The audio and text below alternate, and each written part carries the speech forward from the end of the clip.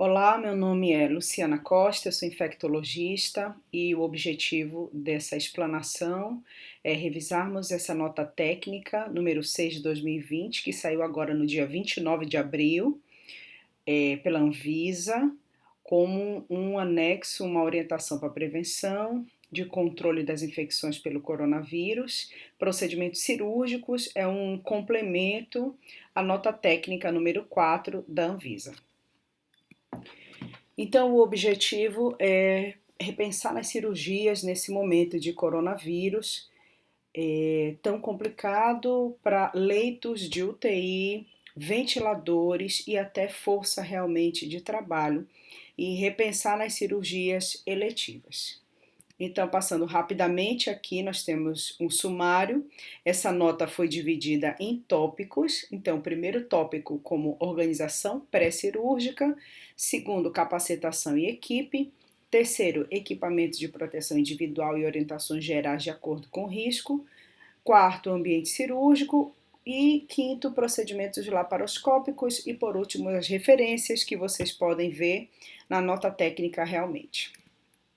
Então, passando já para a organização pré-cirúrgica, a nota coloca um peso, né? Todos nós devemos, que trabalhamos no hospital, devemos pesar o risco que esse paciente suspeito ou confirmado ou até mesmo provável de coronavírus ele passaria em sendo submetido a um procedimento cirúrgico, com os recursos que nós temos disponíveis alocados para tratar esses pacientes.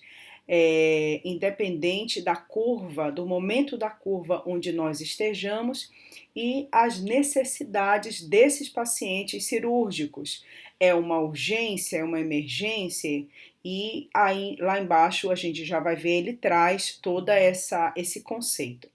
Então, os pacientes com Covid-19, eles apresentam uma maior morbimortalidade. Então, num estudo realizado, 44 pacientes que precisaram de UTI pós-cirurgia tiveram um óbito, um percentual de mortalidade de 20% desses que entraram na UTI. Então, realmente, o procedimento cirúrgico nesses pacientes COVID é um procedimento que precisa ser pesado, ele é um procedimento mais sério. Como segundo número, aqui cirurgias eletivas não essenciais devem ser adiadas. E como eu falei, o documento traz para nós que não somos cirurgiões, né? Eu sou infectologista, coordenadora da comissão de infecção hospitalar, eu sou controladora de infecção hospitalar. Nós temos um procedimento de emergência que deve ser resolvido até 1 hora, de urgência em 24 horas. Uma urgência eletiva precisa ser resolvida dentro de 2 semanas e uma eletiva essencial precisa ser resolvida entre 3 a 8 semanas. Isso não quer dizer que todos os procedimentos eletivos precisem ser cancelados. Então, eles precisam ser pesados. E se eu tenho um paciente, nós temos um paciente com uma cirurgia eletiva, né, que essencial, que deva ser realizada dentro de 2 semanas, então, se for um procedimento oncológico que vá colocar risco de vida para esse paciente, então precisa ser pesado, ok? Todo profissional, continuando com o procedimento número 1, né, eu tomo como exemplo, tomo o número 1, todo profissional de saúde sintomático deverá ser afastado, né? Isso realmente deveria ser intuitivo. Então, o profissional da saúde que tem síndrome gripal ou que tem sintomas respiratórios, né, de gripe, não deve vir para o hospital. E aqui, como a nota está colocando toda essa amplitude cirúrgica, não deve entrar ou não deveria entrar no centro cirúrgico. E, pegando o gancho, evitar a troca de profissionais dentro desse centro cirúrgico. A nota ela é bem restritiva, ela nos faz pensar o tempo todo na restrição do pessoal, na proteção do pessoal para que seja atendido esse paciente nesse momento de pandemia.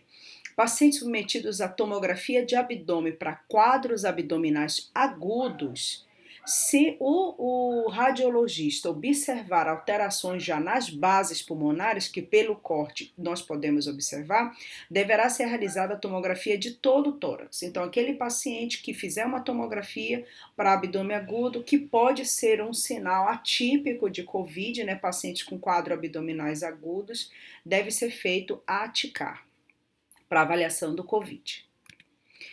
A segunda parte é uma capacitação da equipe, a nota também é muito rica na orientação de troca de conhecimentos, de adoção de telemedicina, porque estamos num período em que essas trocas elas são muito bem vindas, muito bem avaliadas, porque estamos aprendendo juntos, né? Então, número 1, estimular a realização das simulações das situações críticas, então discutir com a equipe o que se pode fazer e o que poderia vir a dar errado naquela situação, naquele centro cirúrgico, e estimular o briefing e o debriefing, né, antes dos eventos críticos, então aprender com aquela simulação. Nessa simulação nós erramos nesse ponto, esse ponto deveria ser revisto, como vai ser a paramentação aqui, como vai ser a desparamentação nessa situação, como será a intubação, então sempre estimular isso entre a equipe.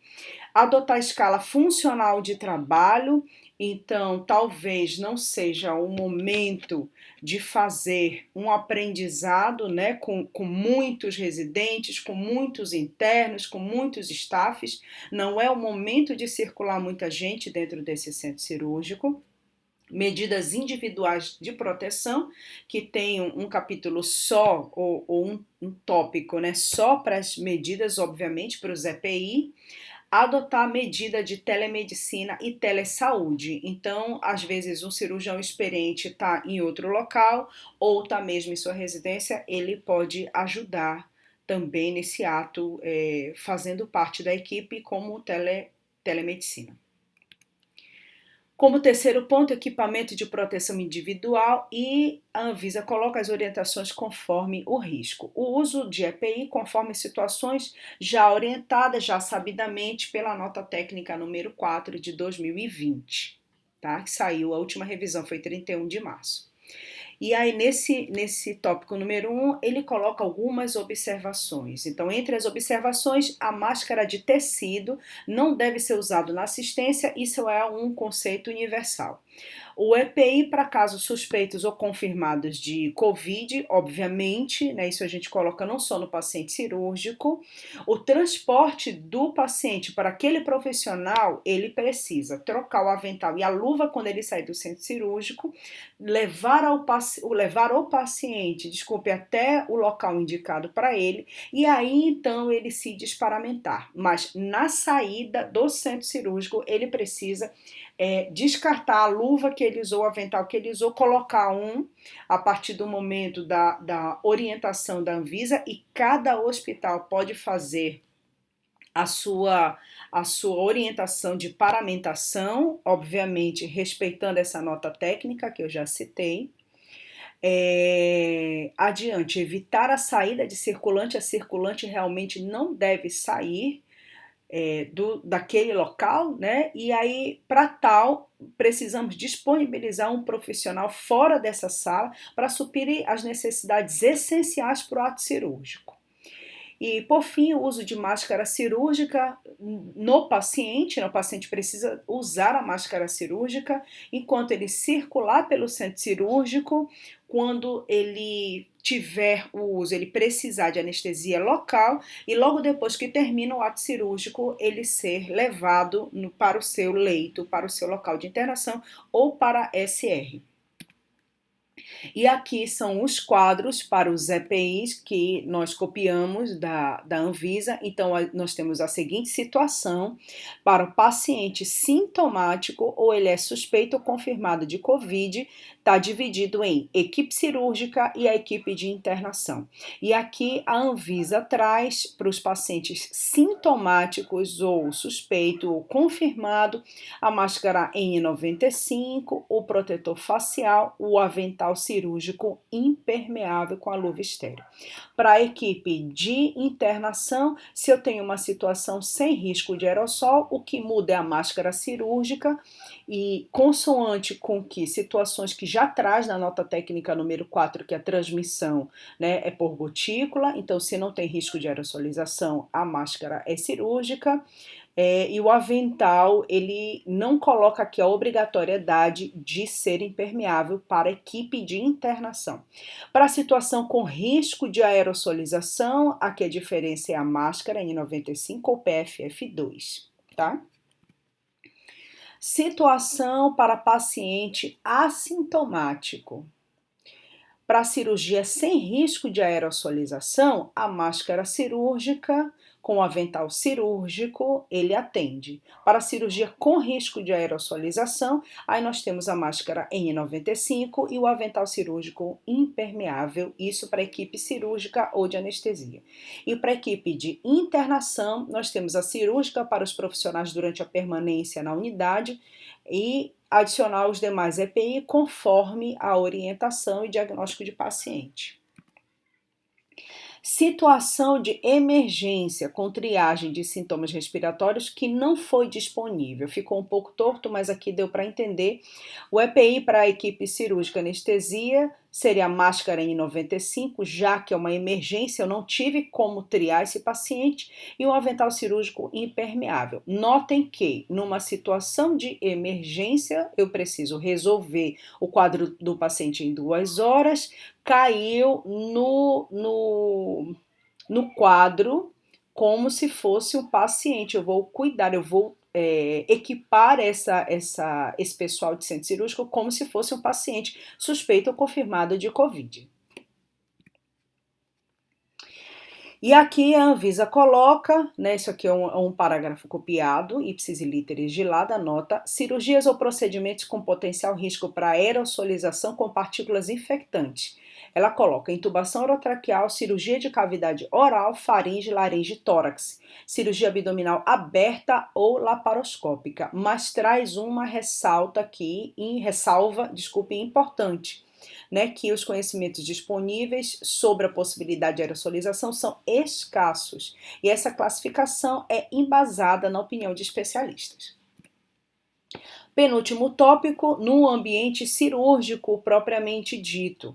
Então, novamente, a nota nos lembra sempre a adoção de protocolos checklist específicos, evitando de sermos pegos numa situação e a gente não saber como agir no ato cirúrgico. Então, é preciso que o paciente entre, seja efetuada a cirurgia dele e o paciente seja devolvido para o seu leito original. Nós não podemos ficar muito tempo com esse paciente aberto, gerando um provável aerossol e expondo a nossa equipe. Considerar a definição de sala exclusiva para paciente suspeito ou confirmado de Covid, nós precisamos separar uma sala do nosso centro cirúrgico e essa sala é recomendada que você tenha uma pressão positiva com um filtro EPA e se não tiver uma sala com pressão negativa. Caso não seja possível entre essas duas pressões, porque muitos hospitais do Brasil não temos, ela recomenda desligar o ar-condicionado na situação que vai gerar o aerossol. Tá? Novamente lembrando, presença de objetos pessoais no centro cirúrgico, como bolsa, celular e os adornos, obviamente, precisam ser desestimulados, seguindo a orientação da CCH do seu hospital. E redução de pessoal no momento da intubação, da extubação. Então, o que a nota técnica nos traz é que fique o anestesista, né, ou uma pessoa mais experiente em intubação, no máximo mais uma pessoa com ele, para auxiliá-lo no que seja necessário, e toda a equipe fica fora. Depois, quando tiver uma via respiratória já pega num sistema fechado, no caso de pacientes suspeitos confirmados ou numa emergência, essa aspiração tem que ser fechada, esse sistema de aspiração fechado no ventilador, e aí a equipe entra e o momento da extubação também São 2 momentos de extrema geração de aerossóis. A nota técnica preconiza que fique a pessoa mais experiente ali e com o mínimo de pessoas possível dentro dessa sala. E como quinto e último tópico, eles colocam uma laparoscopia, né? Importante, a cirurgia deverá ser realizada pelo cirurgião com maior proficiência.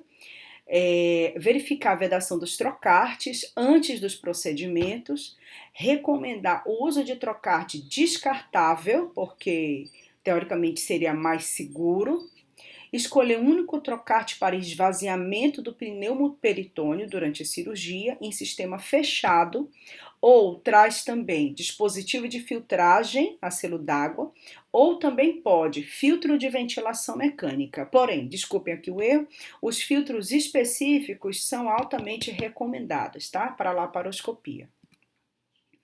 Número 5, cerclagem em torno dos trocartes com sutura acima de 10 milímetros ou uso de trocartes balão.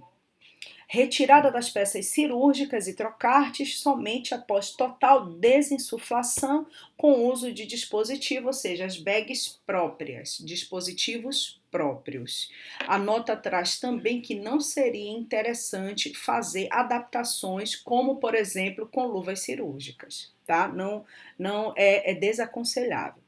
E sétimo e último item, a decisão de usar ou não a via laparoscópica deve ser individualizada a critério clínico e do cirurgião, levando em consideração o risco de contágio por questões técnicas inerentes ao material cirúrgico apresentado. Isso é visto por vários artigos que o vírus está em situações, né, gástricas, em saliva e fezes. Então, era essa nota que nós vamos estudar agora, gostaria de apresentar, para ser de uma forma bem objetiva e nós organizarmos e colocarmos nas nossas comissões de infecção hospitalar.